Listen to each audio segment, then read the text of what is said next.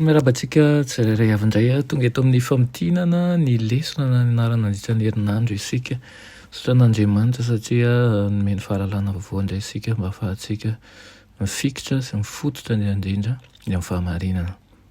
Alohan'ny hidirantsika ny amin'izany famitianana ny lesona izany dia hivavaka isika. Eranay tsara ny lesin-danitro mbola velom-pisaoranao izahay ny amin'ny fitahiana sy ny fitantananao anay. Misaotra iray ao izay tsy mitsahatra miaino anay ary mamaly vavaka anay ianao. Misaotra ihany koa manaiky andany anay. Dia handray ny teninao indray izay ankehitriny, indrindra handray ny zava-dehibe mahakasika ny lesona ianarana nandritra ny herinandro iny. Ny mety izainao hiaraka aminay eto. Anaran'i Jesosy, amen. Lohatenin'ny lesonantsika moa dia manao hoe mijoro amin'ny fahamarinana. Ny tsy anjery dia nalaina mijaona toko 7:4 sy ny 5:5 manao hoe ary tahaka nanandrata Mosesy ny menarana tany anefitra no tsy mainty nandratina ny zanak'olona mba hanana fiainana mandrakizay izay rehetra mino azy. Amen. Daniel sy Apokalipsia no manambara ny fotoana ampiasain'ny Satana ny fahefana ara-politika sy ara-pivavahana mba hanenjehana sy hanjinganana an'ireo izay miorina mafy amin'ny fahamarinana. Io fahefana io dia manjava ny fahamarinana. Amin'izay fotoana izay dia hisy ho lavo koa ny manan-tsaina mba hizan-toetra sy hanadiovana ary koa hamontsiana ambara-pahatonga ny andro farany fa mbola amin'ny fotoana ihany izany. Andritra ny vanim-potoana io, ny vanim-potoana maizina izany dia nampiroro saina mihitsy ny fahamarinana. Nefa nisy olona nijoro hiaro ny fahamarinana. Vorona mihitsy hatramin'ny hanolotra ny ainy ho amin'izany fahamarinana izany. Dia mahakasika an'ireo tantara ireo, ireo olona ireo sy ny manosika azy hijoro hatramin'ny farany no nodiniantsika nandritra ny herinandro iny. Ny mizara roa lehibe izany dia ny fahamarinana izay fotom-pitorana ary ny fiarovana ny fahamarinana. Raha mahakasika an'ilay voalohany dia ambara amin'ny fomba telo samihafa manko ny vanim-potoana ny fanenjehana. Ny voalohany dia lazaina amin'ny Apokalipsia 2:12 ilay manao hoe fehitr'andro iray sy fehitr'andro roa ary ny antsasaky ny fehitr'andro. Ny faharoa ilay 710 andro amin'ny Apokalipsia 1:12 ary ny fahatelo dia ilay 12 volana. Ny teny hoe fehitr'andro ampiasain'i Daniela dia midika raha-baka teny hoe taona izy io. Izany hoe ny 12 volana izany dia ny ao ampianan'ireo 30 andro io ilay manome an'ilay 720 andro. Dia hitantsika amin'izany rehefa nandalo isika na taloha na ankehitriny dia 30 andro ny faharetan'io iray volana io. Manondro feim-potoana anankiray ihany anefa ireo dia ny 720 andro. Raha manaraka ny fitsika andro anankiray sy taona iray isika dia hoe maharitra 720 taona eo amin'ny tantara io feim-potoana ny fanenjehana io. Hoy manko ny Daniela 7:15 hoe ary tena nohitra ny avo indrindra izy ary ampahory ny olo-masiny avo indrindra ary hitady hanova fotoana sy lalàna ary atolotra eny an-tanany ireo ambara-patapitry ny fehitr'andro iray, ny fehitr'andro roa, ny antsasaky ny fehitr'andro. Vanim-potoana inona eo amin'ny tantara raha io ilay 720 taona nisian'ny fanenjehana nambaran'i Daniela sy ny Apokalipsia io. Rehefa nipoitra avy tao Roma manko ny fanjakana ara-politika 10, izany hoe ireo fokona nafika ny fanjakana dia nisy fanjakana anankiray hafa niseho ka nanongana ny telo tamin'ireo fanjakana 10. Araka ny faminaniana dia nanomana toerana hanampiana ny fiangonana mahatoka Andriamanitra. Ny tany efitra izany hoe toerana zara raha nisy ponina izany. Nahita fialofana tao amin'ny fitiavany sy ny fiahian'ireo mpino izay mahatoky nijoro ny aro ny fahamarinana nandritra an'ireo fotoan-tsarotra sy ny fanenjehana. Indrisy anefa fa maro nanefa ny fahatokiany tamin'ny ainy. Raha hijery fotsiny ara-tantara dia tamin'ny taona 735 tao aorianan'i Kristy izany dia nahazo fahefana ara-politika manko ny Eglizy Romana rehefa resy ireo foko telo izay nanana firen-kevitra arianisme ireo. Dia ny Aerulis, ny Vandal ary ny Ostrogoth. Tamin'ny taona 1870 kosa, ny général français Berthier no nibaiko ny Napoléon dia nitondra ny papa ho babo mihitsy ka namarana ny eo fisanjatan'ny Eglizy Romanina io. Izay ny lafiny ara-tantara.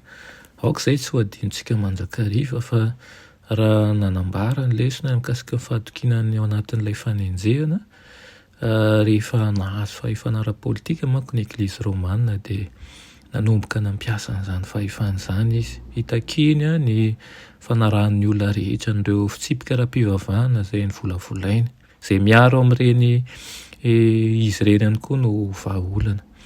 Manampitsotraka ny fitombon'ny kolokolo teo amin'ny mpitondra fivavahana tamin'izany fotoana izany, ary mba hisakanana ny vahoaka tsy hikomy amin'ny fahefany dia nalainy tamin'izy ireo zava-tsarobidy indrindra dia ny tenin'Andriamanitra. Nefa tsy afaka nanjahava azy tanteraka izy. Nitsangana manko ireo mahatoky izay nitarihan'ny fampianarana ara-baiboly sy ny nanaraka ny torohevitra Joda ka niady mafy ary ny finoana. Nahazo hery avy amin'ny herin'ny teny izy ireo ka nampelitsy amin'ny tahotra ny fampianarany. No atanjahan'ny teny fikasana mihitsy tahaka an'ilay Apokalipsy 2:10 izy ireo ka nahatoky hatramin'ny fahafatesana. Tena tsy nisalasala mihitsy ary hatramin'ny hoe nanongitana ny ainy aza dia nijoro amin'izany fahamarinana izany izy. Izany hoe ny fiarovana ny fahamarinana dia tena zava-dehibe teo amin'izy ireo. Dia na antsika n'ireo vaudois izany. I Pierre Valdo ohatra dia mpanjara mpanankarena frantsay anankiray dia tena nahafoina harenany hitorinan'i Kristy. Izy ihany koa nanangana an'ilay vondrona manao hoe mahantra avy any amin'ny Lyon. Fantatra amin'ny anarana hoe vaudois izy io. Nanaiky ny voadiny hiaina anaty fahantrana mihitsy ny Papa Alexandre faharoa.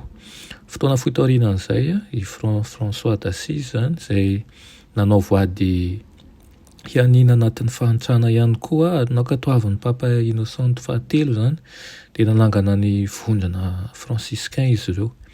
Nandritra an'izay fotoana izay dia nomelohin'ny Papa Lucius fahatelo lazainy fa heretika hozy izy ireo mpanaradian'ny Pierre Valdo reto. Nanjary andry teo amin'ny Eglizy Romanina manko ny franciscain. Raha toa ka nenjehana kosa ny lany tamingana ny vaudois. Mety mametra-panontaniana tsika fa nahoana ary ny ray izany nenjehana. Dia noho ny fahatokiana, ny voalohany manko dia nahatoky tamin'ny Papa, fa ny faharoa kosa dia nahatoky tamin'ny fampianaran'ny Baiboly. Dia tahaka izany ihany koa ankehitriny fa misy ifandraisany amin'ny ankehitriny izy io. Nijerentsika koa inona ilay mampiavaka an'ireo vaudois ireo dia misy zavatra azo sotoma tsara be atao anatiny. Izy ireo ny voalohany nanana ny Baiboly manko tamin'ny fiteniny. Izany hoe hatramin'izay dia tamin'ny teny latina, tamin'ny teny grika, tamin'ny teny hebreo ihany koa no nisy. Nitondra ampahany tamin'ny soratra masina niaraka tamin'ny foana izy ireo amin'izay fotoana mety dia avy eo nozarainy tamin'ny hafa izany ary nanomezany fanantenana ny fampiarezana azy ireo amin'i Jesosy. Tanàna anankiray manontolo mihitsy no niova fo tany atsimon'ny Frantsa sy tany avaratry Italia iny. Dia anisan'ny tena nampiavaka azy ihany koa dia satria moa boky voarara ny Baiboly dia tao anaty lavabato niafina mihitsy ireo mpanohana ny Papa izay nanao fahirano azy ireo no nandinika azy. Anatin'izany ihany koa ilay hoe nitahiran'ny fahamarinana ny Baiboly izay fantany nandritra ny taonjato maro izy ireo, fantatra noho ny fahatokiany sy ny fanoloran-terany. Ary indrindra dia ny ankamaroan'ireo tanàn'ireo dia niravahan'ny fitondrana Papa ary naripaka ny mponina tao. Kanefa na dia nisy ny fanenjehana dia nijoro mahatoky izy ireo. Tena hoe kitan'ny fanavaozana ara-pivavahana mihitsy ny olona rehetra tao raha anisan'izany John Wycliffe. Nandany ny andro tokom-piainany mihitsy tamin'ny fantokanan'ny Baiboly ho amin'ny teny anglisy. Ary antony roa lehibe no nanosika azy ianao an'izany. Nanova azy tamin'ny alalan'ny teniny i Kristy ary faniriana ny zaran'ny fitiavan'i Kristy amin'ny hafa. Niova manko ilay nianatra mikitsipony Baiboly sy nanokatra ny fona amin'ny fitaoman'ny fanahy masina. mazava ho azy fa nitondra fifandirana taminy sy ny fiangonana ofisialy zany noho ny fifandraisana tamin'ireo tompon'andraikitra ambony tany Angleterre. Dia tsy satry ny fahafatesana teo ampelantanan'ny fiangonana John fa nodorana ny nofon'ny ilay mpanao fivavahana, mpanavao fivavahana azafady tamin'ny taona 1890. Dia avy eo ara mbola natsipy teny amin'ireny rano ny lavenina, nanjary mariky ny lova navelany ny lavenina ny paritaka, tonga hatrany Bohème ny fahazavana kely ny fahamarinana izay nampirehetin'ny John Wycliffe ka noraisin'ny John House ho lovany zany. Tamin'izany fomba izany nosokafany lalana ho amin'ny fahamarinana mandrapatonga ny fanavaozana ara-pivavahana. Zava-dehibe, tena zava-dehibe nataon'ireo olona ireo, John House, Wycliffe. Ny tao aorianan'ny Wycliffe any koa dia nisy mpanavao ara-pivavahana hafa nitsangana. I fanontaniana mipetraka hoe inona no nahatonga azy ireo hanana herim-po hitondra fanavaozana sy hiatsika olana, satria tao aorianany nisy an'ireo Jérôme, Martin Dalle, ny Hugh Latimer. Dia izao ny zavatra avintsika stomma hitovizan'izy ireo, neny teny fikasan'i Kristy izy aloha. Ampy ho azy ihany koa ny andresen'ny fitsapahana ny herin'i Kristy.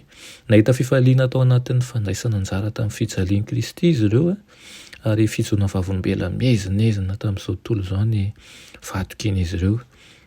Nijery ny tany ambadiky nio ihany koa izy ireo dia ilay ho avy be voninahitra, tsy fantatr'izy ireo manko fa fahavalo efa resy ny fahafatesany.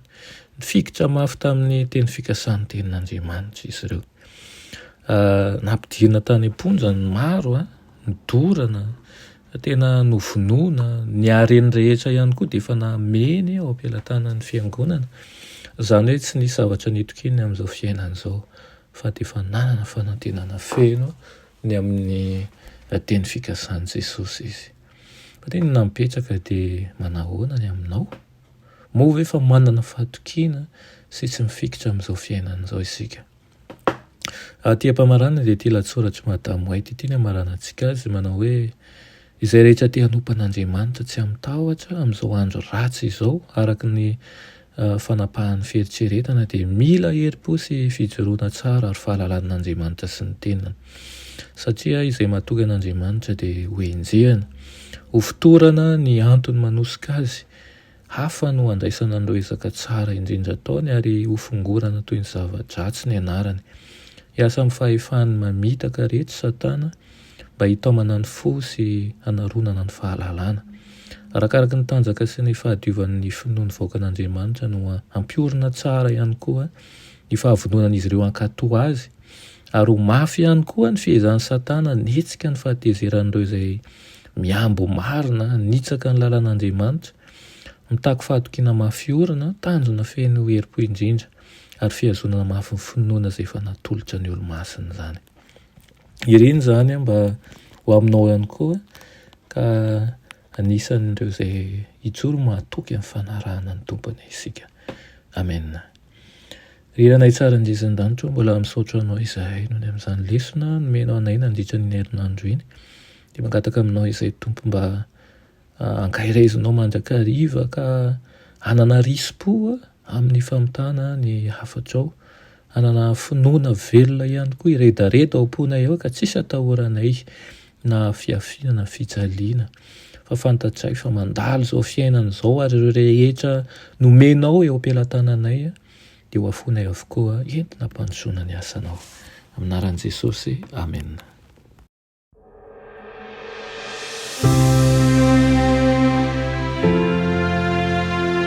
Mianatra eo an-tongotra Jesosy isan'andro.